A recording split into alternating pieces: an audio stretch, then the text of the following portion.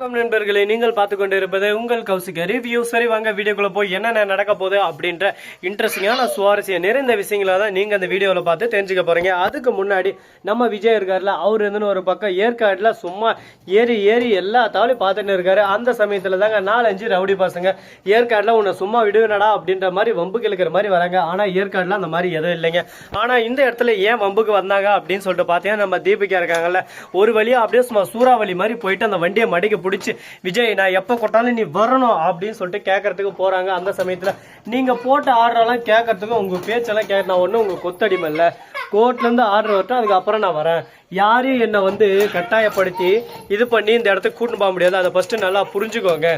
அந்த மாதிரி சொன்னதும் உடனே கோவம் வந்துடுது தீபிகாவுக்கு. என்னவே எடுத்து பேசுறான்ல, டேய் உனக்கு வைக்கிற ஆப்பு, நீ எப்படி ஏற்காடுல சந்தோஷமா இருக்கிற அப்படின்னு சொல்லிட்டு உடனே ரவுடிகளை அரேஞ்ச் பண்ணிடுறான். அவங்க போயிட்டு ஒரு பக்கம் நம்ம மல்லி வர்ற போது, என்னமா நல்லா சுற்றுலா போயின்னு இருக்கிறீங்க போல, யார் இது, எவ்வளோ அமௌண்ட்டு அப்படி இப்படின்னு சொல்லிட்டு வாய்க்கு வந்த மாதிரி பேச ஆரம்பிச்சாங்க. உடனே கோவம் வந்துடுது, விஜய்க்கு அடிக்க போறாரு.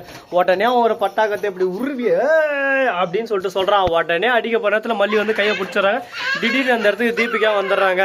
என்ன விஜய், நான் வர சொன்னேன், அப்படி சொன்னதும் என்ன பண்றது ஏது பண்றதுன்னு சொல்லிட்டு தெரியாம குழப்பத்துல குழம்பி போயிட்டு இருக்க.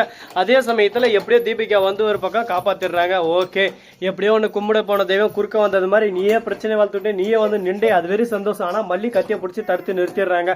ஆனா நம்ம வெண்பா ஒரு பக்கம் காணாம போயிடுறாங்க. நாகு ஒரு பக்கம் தொலைஞ்ச வெண்பாவை தேடின்னு இருக்காங்க. இந்த விஷயம் எதுவும் நம்ம மல்லிக்கும் விஜய்க்கும் தெரியாது. அது தெரிய வந்தா அதுவே ஒரு பக்கம் பேர் அதிர்ச்சியா இருக்கும், பேர் அடியா இருக்கும். என்னடா அது, நமக்கு மட்டும் பிரச்சனை மேல பிரச்சனை, வில்லங்க மேல வில்லங்க வந்துகிட்டே இருக்கு. வாழ்க்கையில நம்ம ஜெயிக்கலாம் அப்படின்னு சொல்லிட்டு ஒவ்வொரு படிக்கட்டும் எடுத்து வைக்கிற போது நமக்கு இடி மேல இடியா உளுந்துகிட்டு இருக்கு. இதெல்லாம் எங்க போய் சொல்ல, என்ன பண்ண கடவுளே, உனக்கே கருணை இல்லையா, என் மேல மனசு இல்லையா, உனக்கு மனசு இறங்கலையா அப்படின்னு சொல்லிட்டு நாமளே ஒரு பக்கம் வேதனையில கூலி புரிய கேட்கலாம். என்னங்க பண்றது, நடப்பதெல்லாம் நடந்து விட்டால் அப்படின்ற மாதிரிதான் ஒரு பக்கம் போயின்னு இருக்கு. அதனால எதை பத்தி நம்ம கவலைப்படக்கூடாது.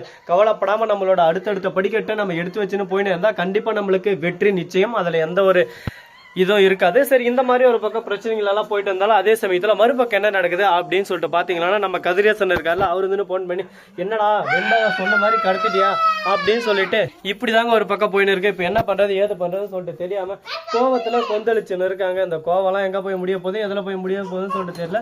பாப்பா என்னென்ன நடக்க போகுது, எது நடக்க போகுதுன்னு சொல்லிட்டு. சரி, இதெல்லாம் ஒரு பக்கம் போயின்னு இருக்கு. அதே சமயத்துல நம்ம ராஜா சார் இருக்காங்களா, அவங்க கதிரேசன் போன் பண்ணி, என்ன கதிரேசன் எதனா பண்ணீங்களா இல்லையா, வில்லங்கத்தை புதுசு உருவாக்குனீங்களா இல்லையா, அந்த மல்லி விஜய் இவங்க 2 பேரும் சந்தோஷமா இருக்கக்கூடாது, அவங்களோட சந்தோஷம் எல்லாத்தையும் கெடுக்கிறோம், அதுக்கு எதனா பெருசா எதனா விஷயம் கண்டுபிடிச்சிங்களா இல்லையா அப்படின்னு சொல்லிட்டு சொல்ல, நீ எதுக்கும் கவலைப்படாத, அவங்க 2 பேருக்கும் முக்கியமான விஷயம் வெண்பா தான். வெண்பாவே நான் கடத்த வச்சுட்டேன், இனிமே வெண்பா இல்லாம அவங்களால என்ன பண்ண முடியும், ஏற்காடு போயிட்டு அவங்க இஷ்டத்துக்கு அவங்க சந்தோஷத்துக்கு அவங்க சுத்தின்னு இருக்காங்க. ஒரு குழந்தை என்ன ஆச்சு ஏதாச்சுன்னு கூட கண்டில அப்படி இப்படின்னு சொல்லிட்டு ஒரு போலியான இதை அங்க ஸ்ப்ரெட் பண்ணி அவங்க 2 பேரோட வாழ்க்கையை ஒரு பக்கம் நாசனம் பண்ணிடலாம் அப்படின்னு சொல்லிட்டு யோசிச்சுன்னு இருக்காங்க. இவங்க யோசிக்கிறதெல்லாம் பார்த்தா நமக்கு ஒரு பக்கம் பயமாவும் இருக்கு, பதட்டமா இருக்கு.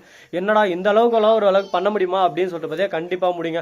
முயற்சி செஞ்சால் என்ன வேணாலும் பண்ணலாம் அப்படின்றதுக்கு உதாரணம் இவங்க தான். இவங்க நினைச்சா என்ன வேணாலும் பண்ணலாம், அதனால நம்ம ஒன்றும் பண்ண முடியாதுங்க. சரி, போனது போச்சு, இதுக்கப்புறம் என்ன பண்ண போறோம் அப்படின்னு சொல்லிட்டு பார்த்தீங்கன்னா, இப்ப வெண்பா கிடைச்சாங்களா இல்லையா அப்படின்னு சொல்லிட்டு பார்த்தீங்கன்னா வெண்பா கிடைக்கவே இல்லைங்க. ஒரு பக்கம் தேடி தேடி நாவுக்கு ஒரு பக்கம் டயர்ட் ஆகிட்டு விஜய்க்கு ஃபோன் பண்ணுறாங்க. விஜய்க்கு ஆல்ரெடி அவரே உயிர் பயத்த கண்ணில் பார்த்துட்டு சோகத்தோடைய வேதனையோடைய கூணி குறுகி போய் நின்று இருக்காங்க. இந்த ஒரு தருணத்துல இந்த மாதிரி தான் ஒரு பக்கம் சர்ச்சைகள் பிரச்சனைகள் எல்லாமே ஓடிக்கிட்டு இருக்கு. இது எல்லாமே எப்படி தவிடு பொடி ஆக்க போறாங்க அப்படின்றதான் நீங்க இந்த வீடியோவில் விரிவாக்கமா பார்க்க போறீங்க. அது மட்டும் இல்லாம ராஜேஸ்வரி இருக்காங்களா, அவங்க இதை பாருங்க கதிரேசன், நீங்க எந்த ஒரு விஷயத்த பண்ணாலும் யோசிச்சு சிந்திச்சு பண்ணுங்க. அந்த விஜய் எல்லா விஷயத்திலும் கொஞ்சம் கேர்ஃபுல்லா இருக்கான். அதனால அவங்ககிட்ட எந்த ஒரு அடி எடுத்து வைக்கிறது இருந்தாலும் நம்ம யோசிச்சு சிந்திச்சு வைக்கணும். இல்லைன்னா ஒவ்வொரு அடியும் நமக்கு இடியா விழுந்துரும். அதை ஃபர்ஸ்ட் யோசிச்சுக்கோங்கன்னு சொல்லிட்டு சொன்னதும், நீ சொல்றது எல்லாமே உண்மைதான் ராஜேஸ்வரி, பாத்துக்கலாம், எந்த ஒரு விஷயம் நம்ம அசால்ட்டா முடிச்சிட முடியாது, அதனால எந்த ஒரு விஷயத்தையும் பொறுத்து இருந்து நம்ம செஞ்சிடலாம், நீயும் கவலைப்படாத, நான் பாத்துக்கிறேன் அப்படின்ற மாதிரி பேசிட்டு இருக்காங்க.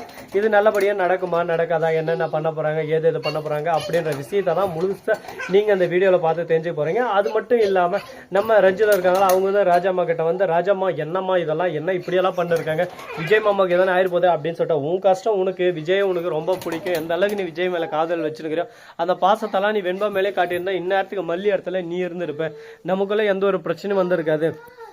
சந்தோஷமான ஒரு வாழ்க்கை போயின்னு வந்திருக்கோம். அதை விட்டு நீ முட்டாள்தனமாக எனக்கு விஜய் தான் வேணும் வெண்பா வேணாம் அப்படின்னு சொல்லிட்டு நீ கோபத்தை காட்டினேன். அந்த மல்லி அந்த இடத்துல பாசத்தை காட்டி அழகாக அவள் சைடு இழுத்துக்கினேன். இதுதான் மல்லியோட திறமையும் உன்னோட முட்டாள்தனமோ அப்படின்னு சொல்லிட்டு சொல்லியிருக்காங்க. ரஞ்சித் வந்து ஆமாம் அதுவும் உண்மைதான், என்ன பண்ணுறது, நடந்து போச்சு, இதுக்கப்புறம் இதை பற்றி பேசி ஒன்றும் நடக்க போகிறதில்ல, இதுக்கப்புறம் என்ன பண்ணலாம் ஏது பண்ணலாம் அப்படின்னு சொல்லிட்டு அடுத்தபட்ச கட்ட நடவடிக்கை தான் நம்ம எடுத்தாகணும். அதை விட்டு இதவே நம்ம உட்காந்து யோசிச்சுன்னு இதவே ஒரு பக்கம் சொல்லின்னு புலமினுக்கிறதுனால ஒன்றும் நடக்க போகிறதில்ல அப்படின்னு சொல்லிட்டு 2 பேரும் ஒரு பக்கம் கலந்துரையாடல் இருக்காங்க. இந்த கலந்துரையாடல் எல்லாமே ஒரு பக்கம் நல்லபடியாக இருக்குமா இருக்காதா, இதுக்கப்புறம் என்னென்ன விஷயமெல்லாம் மாற்ற போகிறாங்க அப்படின்னு சொல்லிட்டு பல கேள்விகள் ஒரு பக்கம் மனசுக்குள்ளே ஓடிக்கிட்டே தான் இருக்குது. அந்த கேள்விகளுக்கான பதில் கிடைக்குமா கிடைக்காதா, என்னென்ன நடக்க போகுது எது நடக்க போகுது அப்படின்ற ஒவ்வொரு விஷயத்தையும் நீங்கள் கண்டினியூவாக நம்ம வீடியோ பார்த்தா கண்டிப்பாக தெரிஞ்சுக்கலாங்க. அது மட்டும் இல்லாமல் தீபிகா இருக்காங்களா, அவங்க இருந்து விஜய் மல்லி இவங்க 2 பேரையும் ஜெயிலில் போட்டே ஆகணும்னு சொல்லிட்டு அந்த பிரச்சனைலேருந்து அவங்கள காப்பாற்றுற மாதிரி காப்பாற்றி ஜெயிலில் கூட்டின்னு போயிட்டு டே விஜய் ஏதோ என்கிட்ட சொன்னியாடா வர முடியாதுன்னு சொல்லிட்டு பார்த்தல, நான் நினச்சேன் நீ எங்கே வேணாலும் வரணும் எப்படி வேணாலும் வரணும், நான் முயற்சி செஞ்சேன்னா அது என்றைக்குமே தோத்துறாது, அதை ஃபஸ்ட்டு நல்லா புரிஞ்சுக்கோ, நான் தீபிகா பட்டுக்கும் தீபிகா அப்படின்ற மாதிரி ஒரு பக்கம் பேசின்னு இருக்காங்க. இவங்களோட அலப்பறை எல்லாம் ஒரு பக்கம் தாங்க முடியலைங்க. தீபிகா ஏதோ ஒரு விஷயத்தில் நீ ஜெயிச்சிட்ட, அதுக்காக நீ ஆணவத்தில் ஆடுற பார்த்தியா, அந்த ஆணவம் தான் ஒன்று அழிக்க போகுது, அது மட்டும் எனக்கு நல்லாவே தெரியும். அந்த ஆணவத்தில் எப்படி நீ அழிய போகிறத கூடிய விரைவில் கூடிய சீக்கிரம் நீ பார்த்து தெரிஞ்சுக்க தான் போகிறீங்க. இதெல்லாம் ஒரு பக்கம் போயின்னு இருக்க, மறுபக்கம் என்ன நடக்க போகுது அப்படின்னு சொல்லிட்டு பார்த்தீங்க. அதுக்கு முன்னாடி இந்த வீடியோவை பிடிச்சிருந்தா லைக் பண்ணுங்கள், கமெண்ட் பண்ணுங்கள், ஷேர் பண்ணுங்கள், டிங் பெல்லை தட்டி விட்டு போக, அப்போ தான் நான் போகிற அடுத்தடுத்த வீடியோ உடனுக்குடன் வரும். மிக்க நன்றி, தேங்க்ஸ் ஃபார் வாட்சிங், டாடா, சியா, நன்றி, வணக்கம். முதல் நம்பருக்கு எத்தனை